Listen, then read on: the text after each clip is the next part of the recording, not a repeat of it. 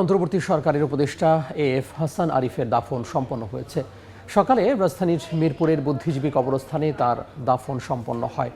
এ সময় স্বরাষ্ট্র উপদেষ্টা অবসরপ্রাপ্ত লেফটেন্যান্ট জেনারেল জাহাঙ্গীর আলম চৌধুরী সহ বিভিন্ন মন্ত্রণালয়ের ঊর্ধ্বতন কর্মকর্তা ও বিশিষ্টজনরা উপস্থিত ছিলেন। এদিকে হাসান আরিফের মৃত্যুতে সারা দেশে পালিত হচ্ছে রাষ্ট্রীয় শোক। বাংলাদেশের সব সরকারি, আধা সরকারি ও স্বায়ত্তশাসিত প্রতিষ্ঠানে, শিক্ষা প্রতিষ্ঠান এবং বিদেশে অবস্থিত বাংলাদেশ মিশনে জাতীয় পতাকা অর্ধনমিত রাখা হয়েছে। মরহুমের রুহের মাগফিরাতের জন্য মসজিদে মসজিদে বিশেষ দোয়া ও অন্যান্য ধর্মীয় প্রতিষ্ঠানে তার আত্মার শান্তির জন্য বিশেষ প্রার্থনার আয়োজন করা হয়েছে।